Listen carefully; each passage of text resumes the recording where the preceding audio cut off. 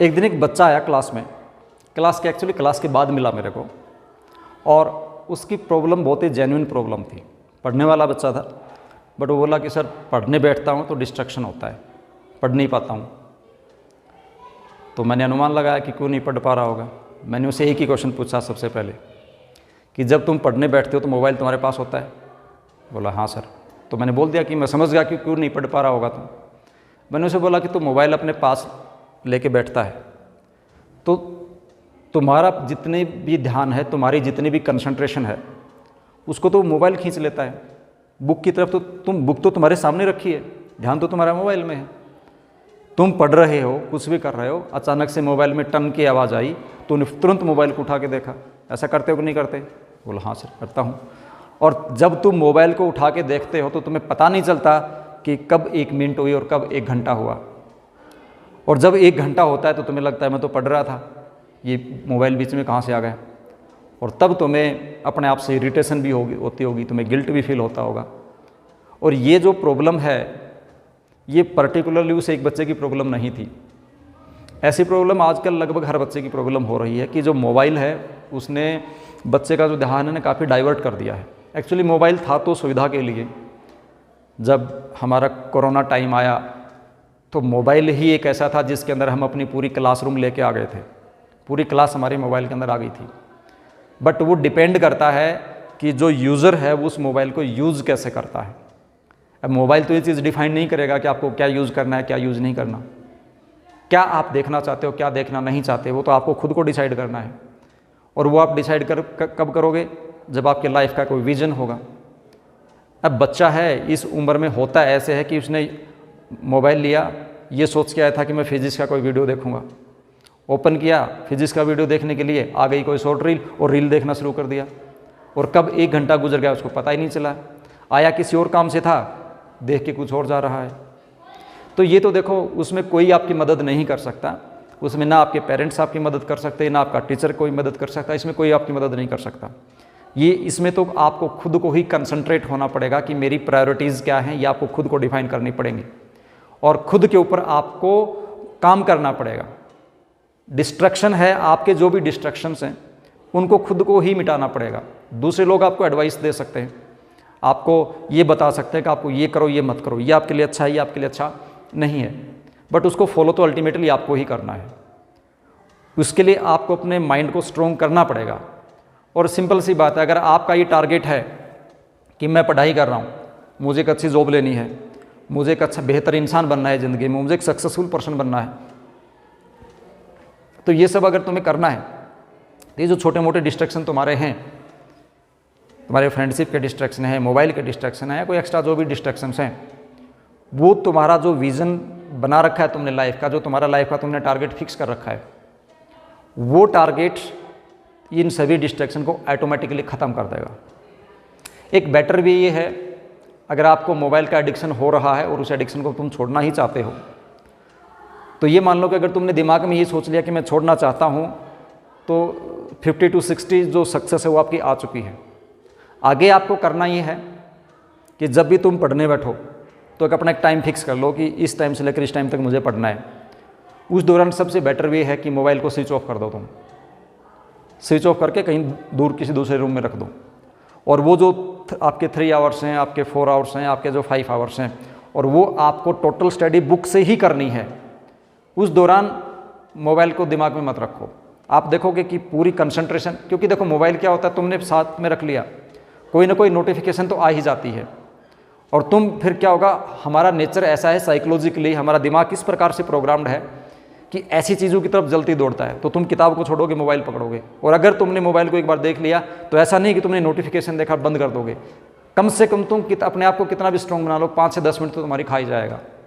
तो सबसे अच्छा वे ये है कि जब तुम पढ़ने बैठो तो मोबाइल को बंद करो, स्विच ऑफ करो, एक साइड में रख दो, और जो भी तुम्हारा काम है उसको तुम पहले कंप्लीट करो।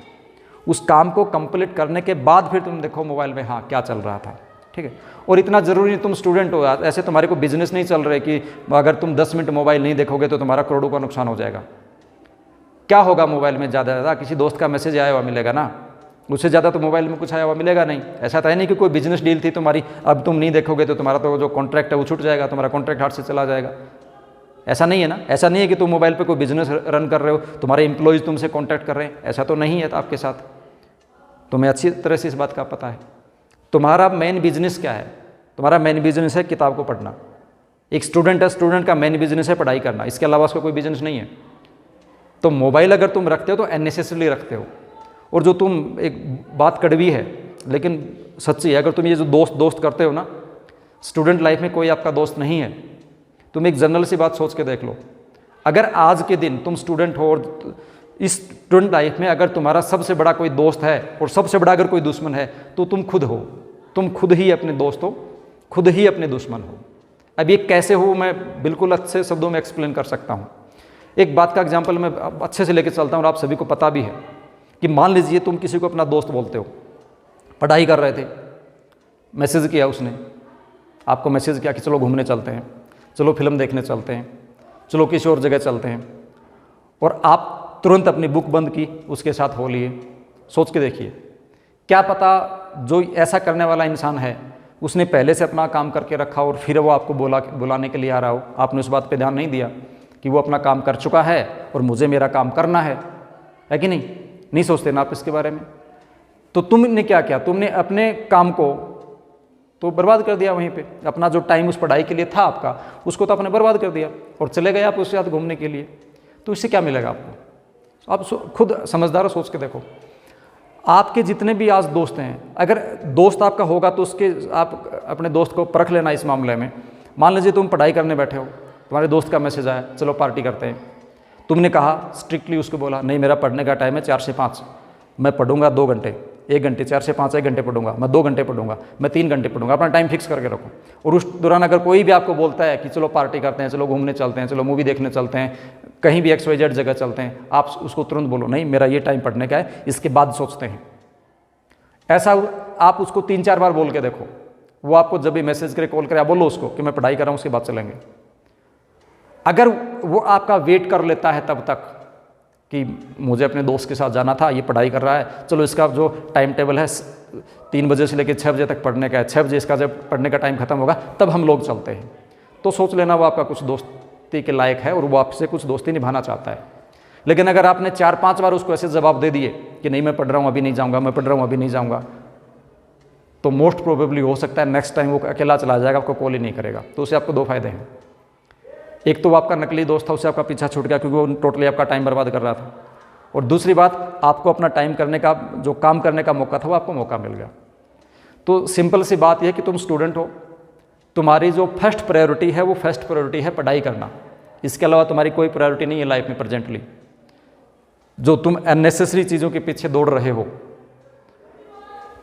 किन अननेसेसरी चीज़ों के पीछे दौड़ रहे हो मुझे कहने की ज़रूरत नहीं, तुम समझदार हो, समझ रहे हो, छोड़ दो सभी।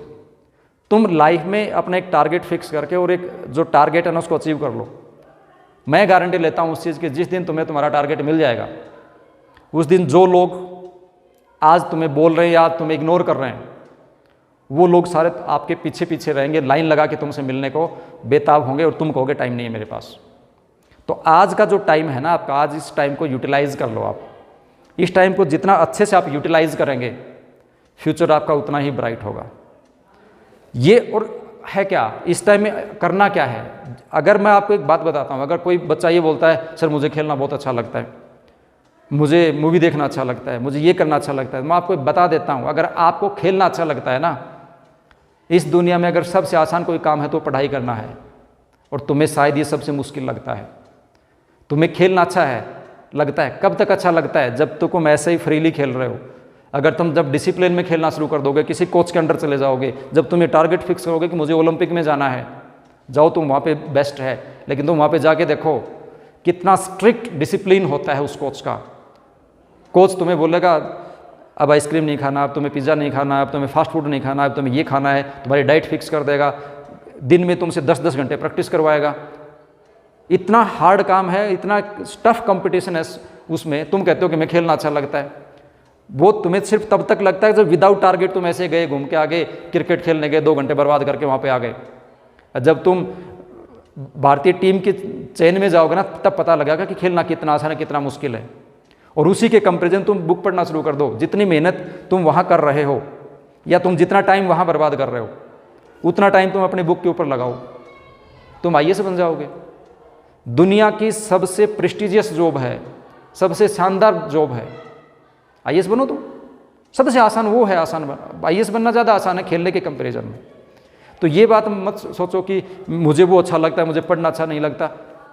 अच्छा इसलिए नहीं लगता कि तुम वहाँ पे कंसंट्रेशन नहीं करते। हमारा जो दिमाग है ना, दिमाग की प्रोग्रामिंग ही ऐसी है कि वो ऐसी चीज़ों की तरफ जल्दी दौड़ता है। यहाँ तुम्हें एक बार दिमाग लगाना पड़ेगा पढ़ाई में, और एक बार अगर तुम्हारा दिमाग लग गया तो गारंटी है कोई दिमाग तुम्हारा पढ़ाई से हटा नहीं सकता। और आज के दिन स्टूडेंट लाइफ में तुम्हारा सबसे बड़ा दोस्त, सबसे बड़ा दुश्मन अगर कोई है तो तुम खुद हो। तुम खुद डिसाइड करते हो अपना अच्छा और अपना बुरा। अगर तुम किसी को बाद में किसी को ब्लेम करते हो तो जिसको तुम ब्लेम करते हो उसकी गलती नहीं है, गलती टोटली तुम्हारी ही होगी वो। क्यों? आज तुम्हारा जो बिजनेस है, क्या बिजनेस है तुम्हारा? बुक पढ़ना, पढ़ाई करना, वो तुम्हारा बिजनेस है, तुम उसको अच्छे से नहीं कर रहे। और जो अपने बिजनेस को अच्छे से नहीं करता है वो इस बात के सपने मत लो कि मैं सफल हो जाऊंगा। कुछ लोग तुम्हें दिखते होंगे, वन नाइट फाइटर दिखते होंगे कि उन्होंने इतना सा काम किया वो सफल हो गया। तुम्हें सिर्फ उसकी सफलता दिखाई देती है, उस सफलता को लेने के लिए उसने कितने पापड़ पेले हैं तुम्हें उसका पता नहीं। हाँ, कुछ लोग ज़िंदगी में ऐसे हो सकते हैं कि लकी हो, किसी ने लॉटरी लगाई, लॉटरी निकल गई।